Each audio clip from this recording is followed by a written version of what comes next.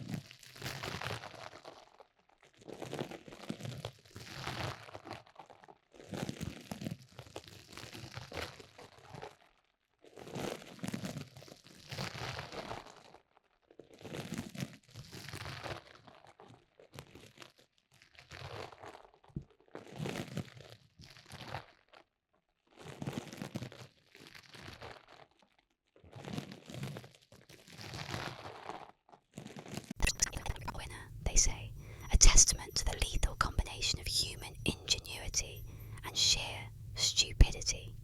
The story goes like this. A man driven by a thirst for speed strapped a pair of JATO units designed to launch heavy aircraft into the sky onto the back of his unsuspecting car. He envisioned soaring across the desert floor, a blur of metal and fire, leaving all earthly limitations in his dust. He didn't account for the sheer, unbridled power he had unleashed. The desert highway became his launch pad, the asphalt shimmering in the midday heat. With a deafening roar, the JATO units ignited, propelling the car forward with terrifying force. Witnesses, they say, watched in disbelief as the vehicle accelerated beyond control, a metal beast unleashed from its earthly constraints. The driver, caught in the grip of forces beyond his comprehension, became a passenger in his own demise. The car, a screaming projectile, hurtled towards the horizon, a fleeting streak against the vast backdrop of the desert. Then the inevitable. A distant plume of smoke, a fiery eruption against the clear blue sky. The JATO rocket car, they say, met its end embedded deep within the side of a mountain. A twisted, mangled wreck, a monument to the folly of man. No official reports exist, no police records document such a fiery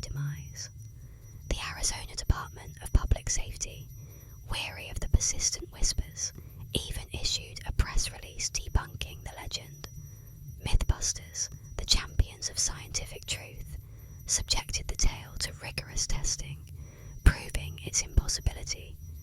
Yet, the legend persists, a morbidly fascinating tale whispered around campfires, a chilling reminder of the seductive allure of speed and the devastating consequences of unchecked ambition. And then, years later, a hiker exploring the remote canyons stumbled upon a strange anomaly, a scorched patch of earth high on the side of a cliff, a patch of earth littered with tiny melted fragments of metal, unlike anything found in nature. What do you think? The legend of HMS Friday is a chilling tale that has haunted the Royal Navy for centuries, a tragic story of defiance against superstition and the disastrous consequences that followed. It is said to be the ultimate proof that some myths should never be challenged. The story begins in the late 17th century, during a time when superstition and folklore held a powerful grip over sailors. Among the most feared of these superstitions was the belief that it was cursed to set sail on a Friday. Ships that embarked on such a day were believed to face certain disaster. Storms, shipwrecks, and death were said to follow those who defied the omen. The Royal Navy, determined to dispel this superstition once and for all, decided to prove that there was no truth to the ancient belief. They would build a new ship, a magnificent vessel, and set sail on a Friday to show that no ill fate awaited them. This ship was to be called HMS Friday, a bold and defiant name meant to mock the superstition and the sailors who believed in it. The ship was constructed with great care and was a marvel of engineering. Its launch was celebrated, and the officers of the Navy were eager to prove that the old fears had no place in the modern world. But as HMS Friday left port on a fateful Friday morning, a sense of unease settled over the crew. Despite their bravado, there was an underlying feeling that something was terribly wrong. At first, the voyage seemed uneventful, but soon, strange things began to happen. The weather, typically calm and predictable, turned volatile. Storms began to whip up out of nowhere, battering the ship relentlessly. The crew, though experienced and seasoned, struggled to keep the ship steady against the raging waves. It was as though the very sea itself had turned against them. Then, on the third day of their journey, a catastrophe struck. In the dead of night, with the storm howling like a pack of wolves, HMS Friday was torn apart by a violent crash. Some say the ship collided with a massive, unseen force beneath the water, while others claim it was a huge wave that shattered the hull. The ship sank quickly, dragging most of the crew down with it. Only a handful of men managed to survive, clinging to wreckage in the cold, unforgiving sea. When the survivors were rescued, they could barely speak of what had happened. Their eyes were haunted by a terror that no words could express. What they did say was that there had been something else on board, a presence, a shadow that followed them from the moment they set sail. Some whispered that the spirit of the sea had cursed HMS Friday, and that it would never be forgotten. To this day, the tale of HMS Friday is told in hushed tones among sailors and naval officers. The Royal Navy, after that fateful voyage, reportedly destroyed all records of the ship and the crew, as if trying to erase the curse that had befallen them. But the legend lingers, a grim reminder that some superstitions are not to be trifled with. Those who dare to sail on a Friday may still whisper the name HMS Friday, as a warning to those who think they can challenge fate and live to tell the tale.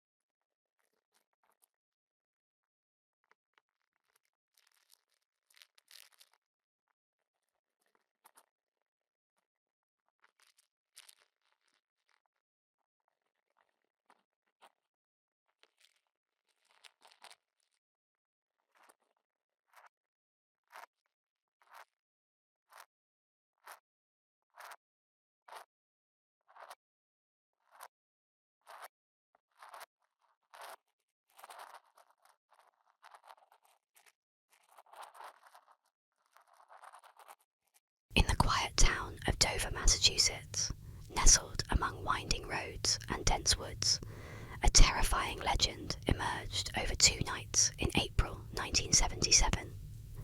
It was here, in the dark shadows and eerie silence, that a creature known as the Dover Demon first appeared, a sight so chilling that its image still haunts those who witnessed it, and its legend has woven itself into the fabric of local lore.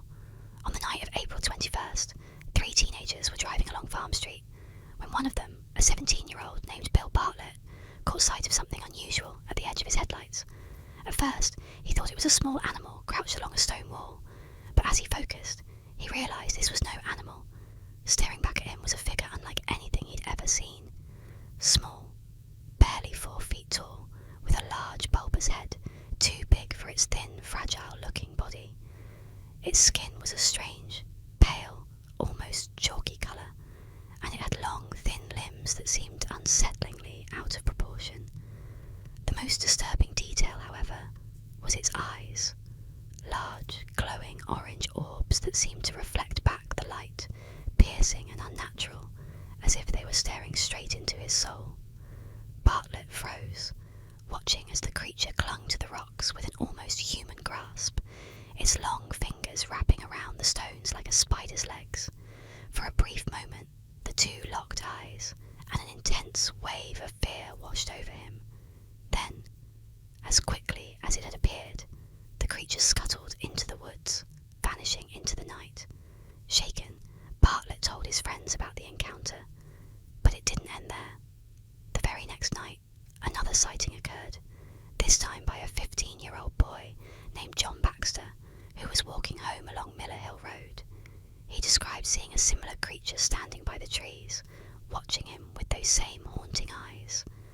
Baxter tried to approach, but the figure slipped into the shadows, melting into the woods with an unnatural silence.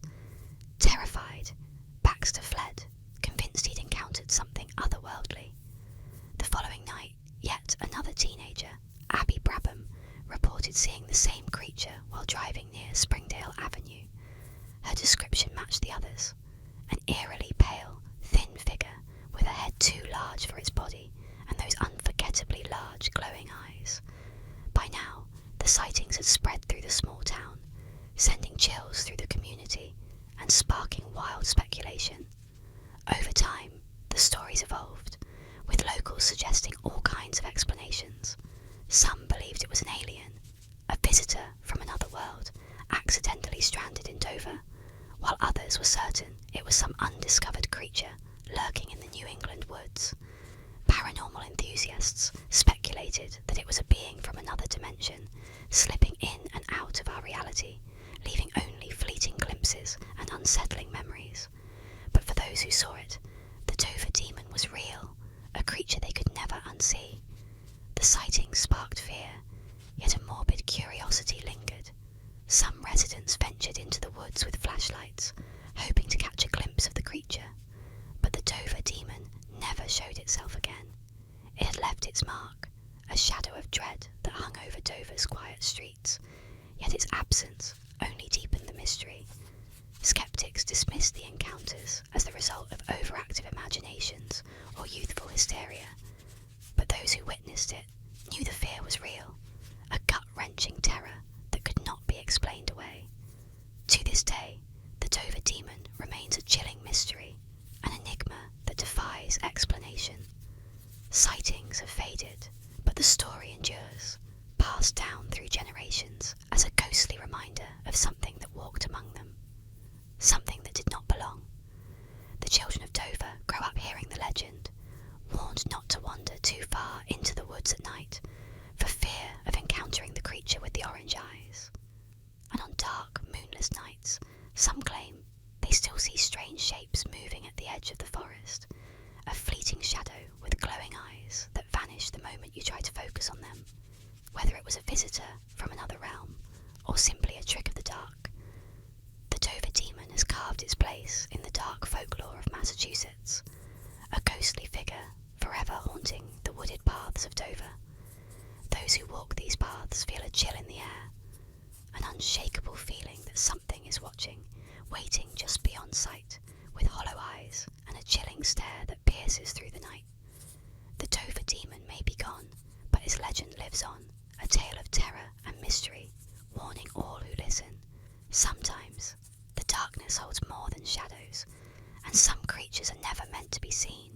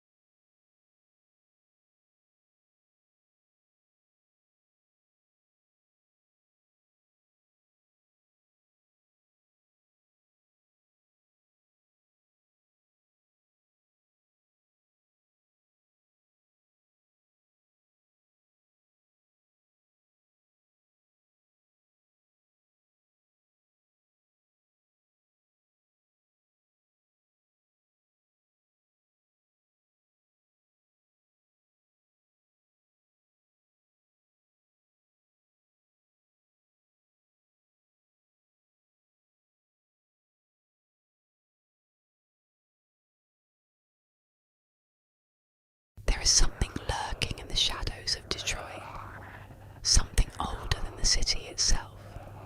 It is small, swift, and hungry for misery. Those who have seen it do not speak its name lightly, for to glimpse the Nine Rouge is to invite disaster. The stories go back centuries. A red-skinned goblin-like creature, no taller than a child, his eyes burning like dying embers. Some say it wears tattered boots and a cloak of dark fur. Others claim it moves like a shadow given life, slipping between alleys, hiding beneath bridges, always watching. It does not attack. It does not speak. It only appears before tragedy strikes. In 1763, the French settler Antoine de la Motte Cadillac saw the Nine Rouge standing at the riverbank. Days later, he lost his fortune, his land, and was exiled from the city he had built. In 1805, as Detroit burned to the ground in a great fire, witnesses swore they saw a small red figure dancing in the flames, its laughter carried by the wind. In 1967, as riots tore through the city, the Nine Rouge was spotted near the deserted streets, grinning from the rooftops. The worst came in 1976. Two utility workers repairing a power line claimed they saw a twisted red figure perched on a pole, grinning with jagged teeth. Days later, one of the deadliest ice storms in history crippled Detroit, leaving the city in darkness, just as the Nine Rouge had foretold. Some say the only way to keep it at bay is to mock it, to drive it away with insults and laughter. Every year, the people of Detroit hold La Marche du Nain Rouge, wearing masks and parading through the streets to banish the demons once more. But it never truly leaves. And if, one night, you feel a cold wind that does not belong, if you see a pair of glowing red eyes staring from the dark, pray it is only your imagination, because if it is truly the Nine Rouge, something terrible is coming.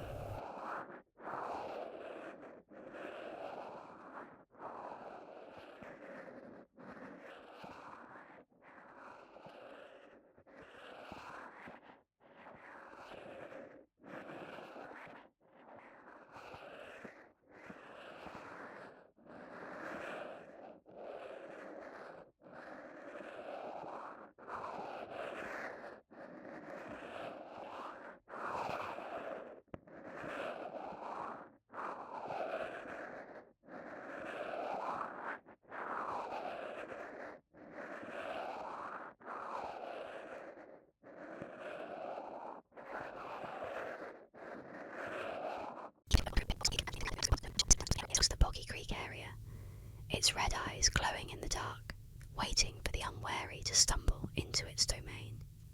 Others claim to have heard its haunting growl in the dead of night, a reminder that some creatures are meant to remain unseen, lurking in the shadows of the swamp, forever untamed.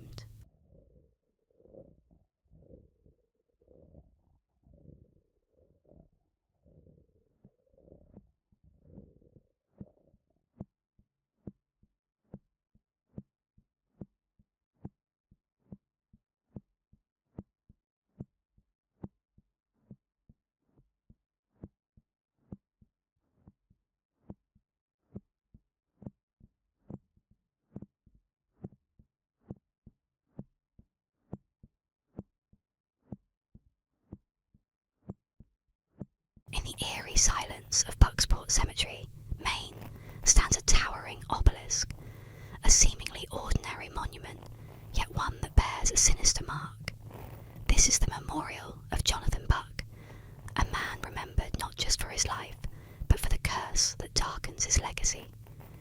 Etched onto the stone like an ominous scar is the unmistakable shape of a woman's stocking-clad foot, or perhaps a boot, a symbol both strange and chilling.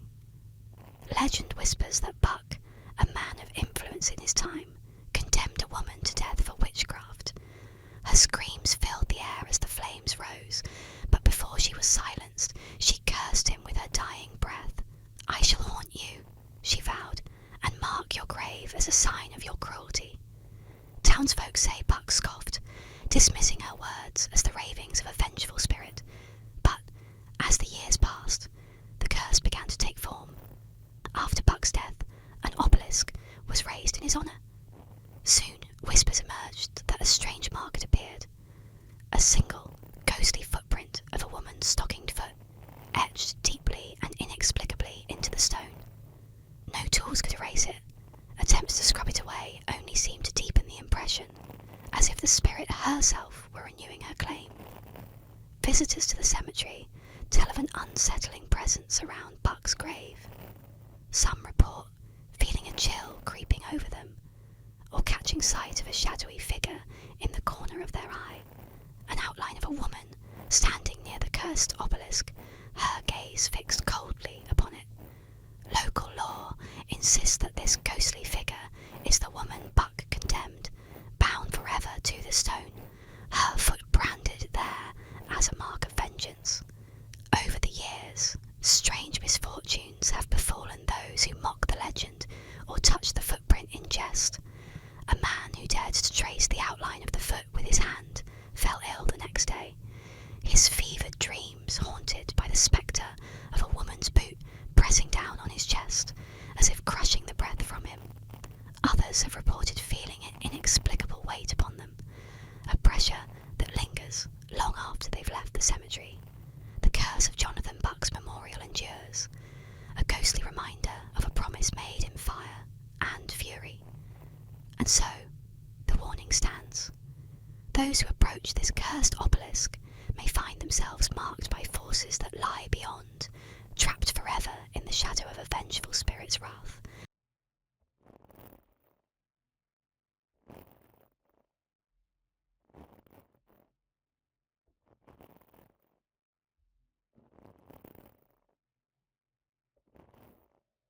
In the shadowed halls of Japan's schools, a chilling legend whispers through the corridors, one that students speak of in hushed tones and avoid at all costs.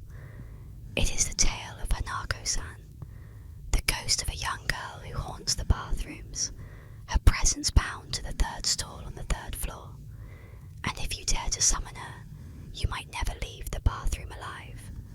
Hanako-san, a vengeful spirit, or perhaps a restless yokai, is said to have met a tragic death long ago. Some say she drowned in the school's toilet.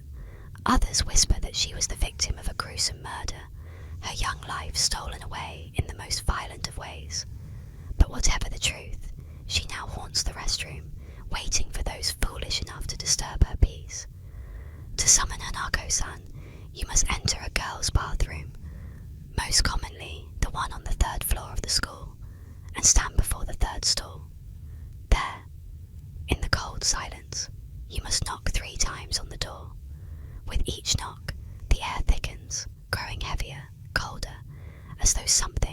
someone is listening. After the final knock, you must ask, "Is Hanako-san there?" If she responds, her voice soft and haunting, a chill will crawl up your spine, and the door will slowly creak open. But beware, what you might see is not a friendly face. Hanako-san is often described as a small girl with short black hair, wearing an old-fashioned school uniform, her face obscured by shadow. Her eyes, if you catch a glimpse of them, are dark voids that seem to draw you in, pulling you closer to an inevitable doom. Some say she will drag you into the toilet, others that she will simply vanish, leaving only a sense of dread and the stench of death in the air. But no matter what you see, one thing is certain: those who seek her out rarely return unchanged. They are marked by an unsettling presence, a shadow that follows them, and a fear of bathrooms that never truly fades. So, remember this. If you ever hear a knock from the third stall, or feel a cold hand on your shoulder when you least expect it, you'll know Hanako-san is there, waiting, watching, always watching.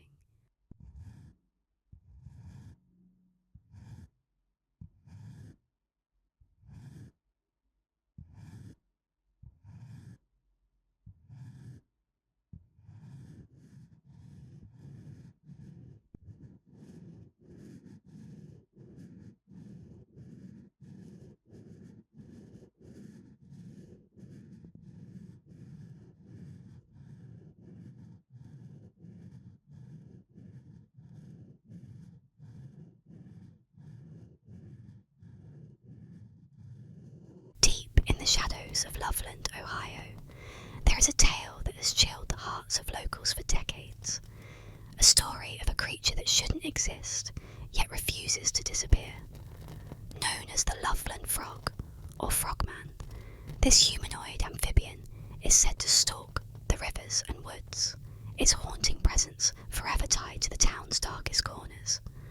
The creature is described as standing nearly 4 feet tall, its body slick and glistening like that of a frog pulled from murky waters. Its large, bulging eyes are said to glow faintly in the moonlight, watching silently from the underbrush. But the most terrifying detail is its human-like stance, its grotesque limbs mimicking those of a man as it lumbers awkwardly through the night. The first sighting dates back to the 1950s, when a travelling salesman, driving through the darkness, reported seeing the creature on the side of the road. He described its eerie humanoid figure and the sense of dread that gripped him as its glowing eyes followed his car. More sightings followed, each account more unsettling than the last. Some claimed to hear strange croaking noises at night, an unnatural sound that sent shivers through the trees. Others swore they saw the creature lurking near the riverbanks, its movements jerky and unnerving.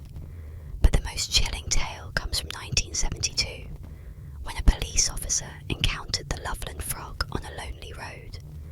The officer described the creature leaping over the guardrail and into the dark waters below, its glowing eyes lingering in the blackness for a moment before disappearing entirely. To this day, the Loveland Frog remains an enigma. Some say it's an ancient being, a relic of the swamp, while others believe it's something far darker, a creature not of this world. Whatever it is, it still waits in the shadows, haunting the rivers and woods of Loveland. If you're brave or foolish enough to venture there, beware the glowing eyes that might follow you through the night.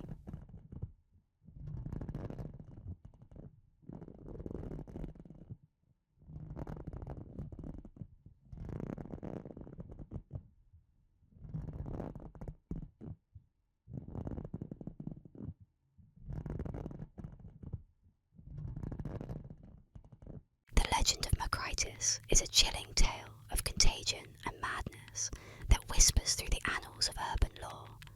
A disease so insidious that it turns its victims into something unrecognisable. Said to have spread in secret during an unspecified time, Macritis was no ordinary sickness. It was a shadowy affliction that once it took hold, transformed its victims specifically women, into bloodthirsty, homicidal maniacs. The story begins with whispers of strange occurrences, ordinary women, mothers, daughters, and friends who suddenly turned violent without warning. The transformation was swift and terrifying. Once infected, these women would become consumed by uncontrollable rage, their minds slipping into a primal state of aggression. They lashed out at loved ones, strangers, anyone in their path, leaving behind trails of blood and carnage. The symptoms of micritis were said to begin subtly: a fever, trembling hands, and a distant, hollow stare. But within days, the infected would lose all semblance of humanity. Eyewitness accounts described unnervingly wide eyes, twisted grins, and an almost supernatural strength. The afflicted would attack with no regard for their own safety, driven by an insatiable hunger for violence. Rumours of the disease spread faster than the illness itself. Some said micritis was caused by a mysterious airborne toxin released during a government experiment gone wrong. Others believed it was an ancient curse, a dark punishment for some forgotten sin. Whatever its origin, the mere mention of micritis sent waves of panic through communities, leading to quarantines and desperate attempts to identify the infected before it was too late. Then, just as mysteriously as it began, the outbreak seemed to vanish. Official records of micritis are non-existent, dismissed as nothing more than an urban legend or mass hysteria. Yet, some claim that the disease still lurks in the shadows, waiting to resurface. They warn that if you feel a sudden fever, if the faces around you twist into grins that don't quite reach their eyes, you might already be too late. For the curse of micritis, they say, never truly dies. It only sleeps, waiting for the perfect moment to awaken once more.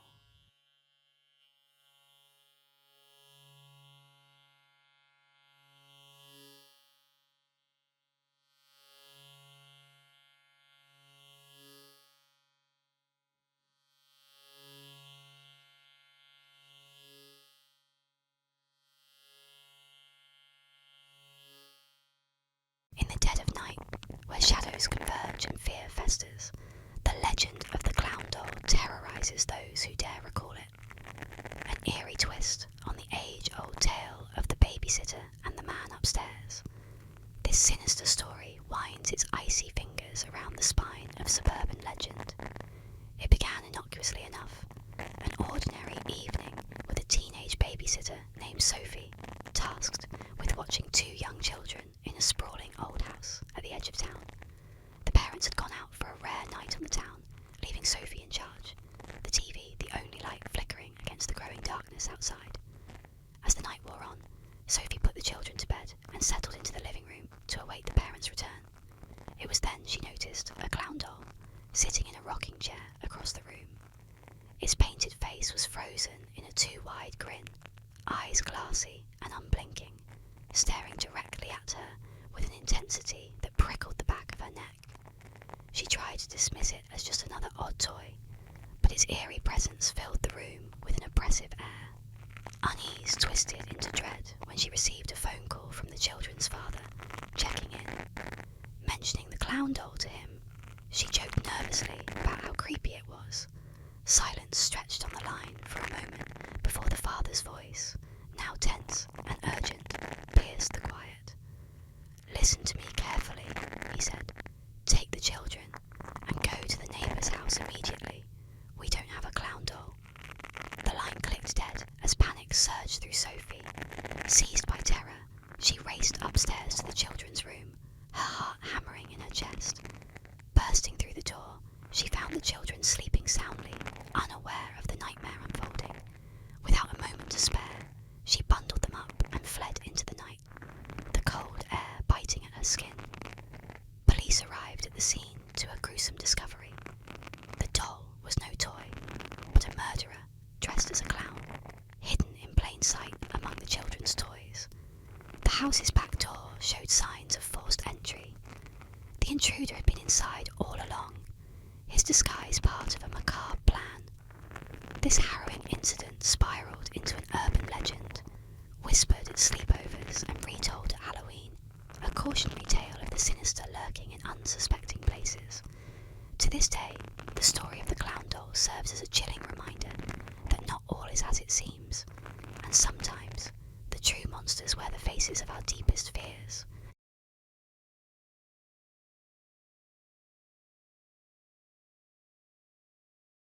Let's dive into the eerie tale of Carmen Winstead, a chilling urban legend that's been passed down through whispers.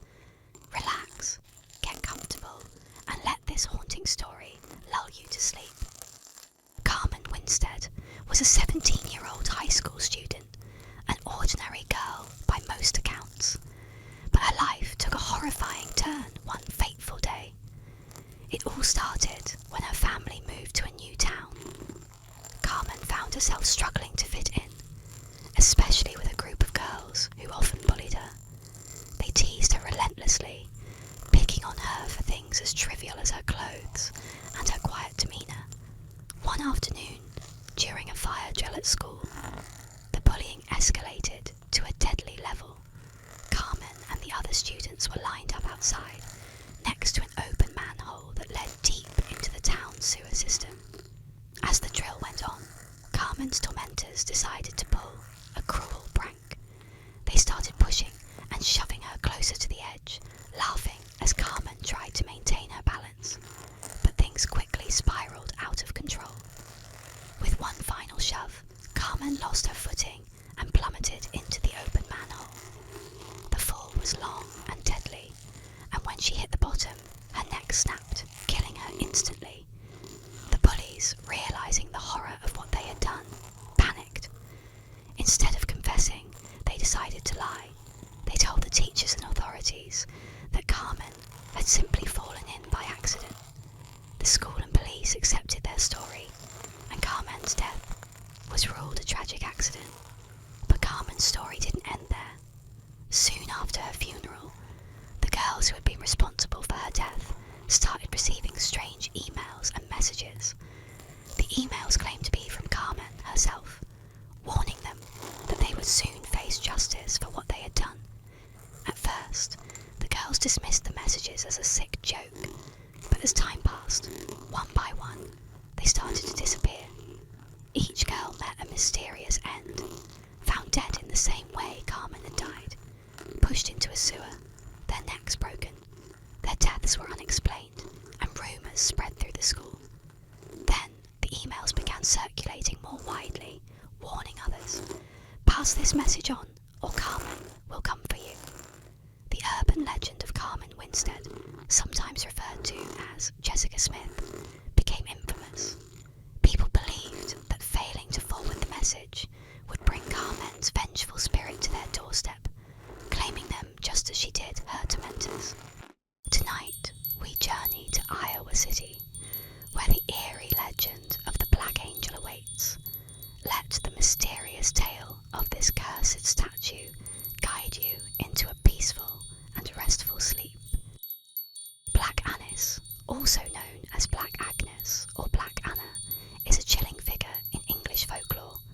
Described as a terrifying hag with a blue face, sharp iron claws, and a fierce hunger for human flesh, she lurks in the shadows, waiting for the perfect moment to strike.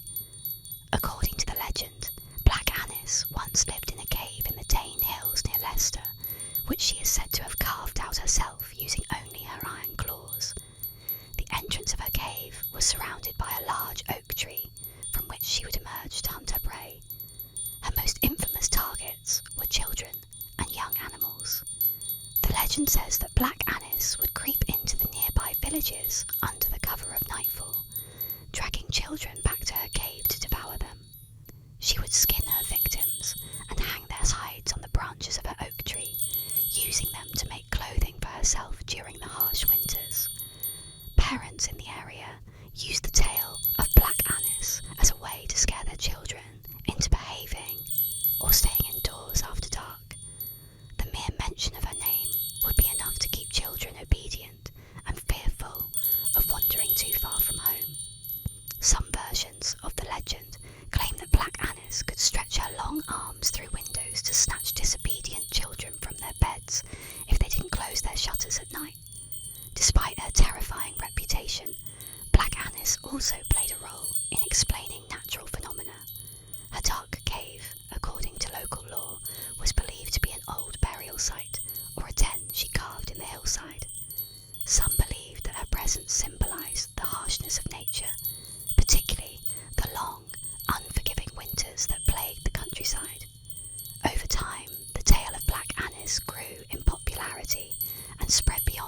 ages, becoming part of Leicester's folklore. Some say her spirit still haunts the area, while others believe she was merely a cautionary figure created to instill fear in children and protect them from the dangers of the wilderness. Today, Black Annis remains a symbol of fear and darkness in English folklore. Her legacy lives on as one of the most terrifying urban legends, reminding people of the thin line between the safety of home and the lurking dangers of the outside world.